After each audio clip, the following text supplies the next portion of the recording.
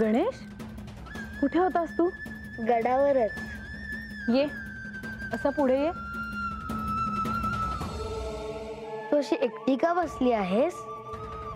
हे तिच्याकडे गेले आहेत आणि तुलाही मातेची आठवण येत नाही.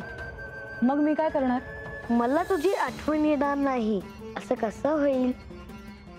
तुला एकांत मिळावा त्यासाठी मी तुला भेटलो नाही. गणेश, आज मला तू ध्यानाच्या वाटेवर घेऊन जाशील? मला ठाऊक आहे की तू कोणी सामान्य बालक नाहीस. हे नियमांच्या विरुद्ध होईल, पण तुझं स्मरण व्हावे ह्यासाठी मी सहाय्य करीन असं म्हणालो होतो. मग विलंब नको. डोळे मीट.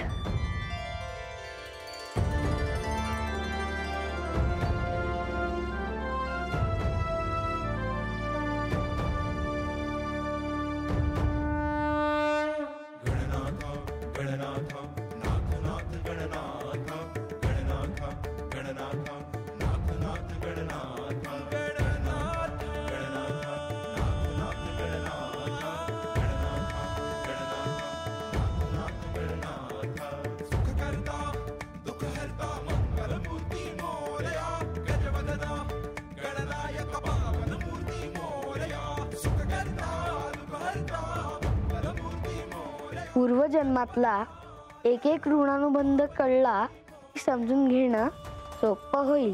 मला श्री गजाननांचं दर्शन घडलं म्हणजे त्यांचा आणि माझाही ऋणानुबंध आहे. हो, अर्थात.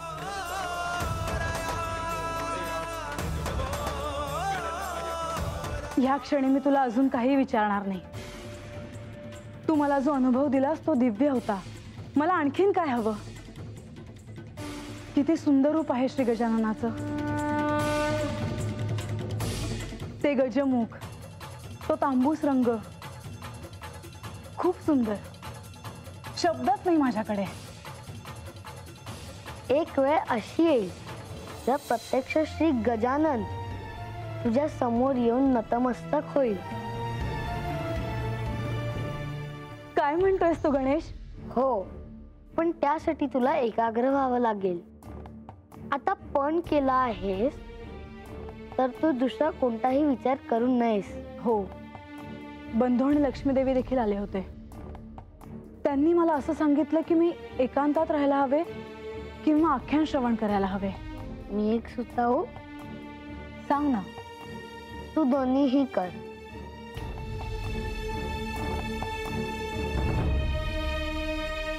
चालेल.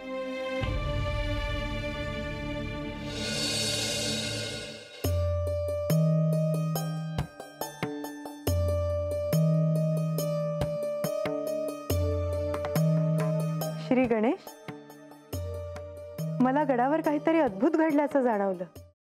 सफरचंदाचे काप नीट परतल्यानंतर त्यामध्ये दालचिनी पूड आणि मध घालून पुन्हा नीट परतून घ्यावं. बटर लावलेल्या ब्रेडवर सफरचंदाचे तुकडे, बदामाचे तुकडे, टुटी फ्रुटी, डार्क चॉकलेट आणि मीठ घालून दुसरा ब्रेडचा तुकडा त्यावर ठेवून वरच्या बाजूला बटर लावून घ्यावं. एका बाउलमध्ये स्ट्रॉबेरी सिरप आणि क्रीम घालून सॉस तयार करून घ्यावा. तयार सँडविच पॅन मध्ये बटरवर ग्रिल करून घ्यावं आणि स्ट्रॉबेरी सॉस बरोबर सर्व्ह करावं.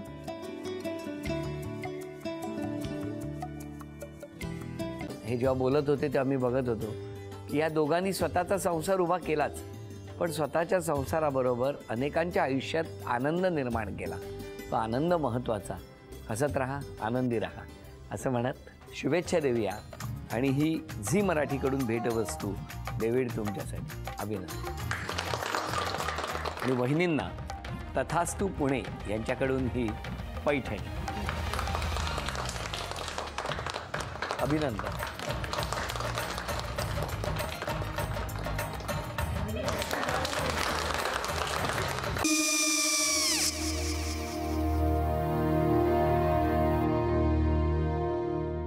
काय गो?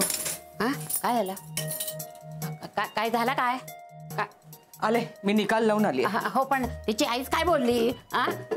तिला वाटलं का सगळ्या निशाने आपल्या चुका कबूल केल्या का? आई, मी चांगलं सुनावून आली आहे. त्या तिची बाजू घेत होत्या, पण मी लक्ष दिलं नाहीये. खूप झालं, खूप झाला आता, चांगुलपणा खूप झाला. मऊ दिसलं ना की कोपऱ्याने खणतात ना माणसं, ते असं. अगो पण आईच म्हणली काय तिची, पटला काय तिका? मला माहिती नाहीये. आई मी तुम्हाला नंतर फोन करते. हो, आणि आई बाबा जे बोलले त्याचं वाईट नका वाटून घेऊ. सॉरी. सॉरी काय त्या? नेहा आले. आई मी येते. होय. काकू येते.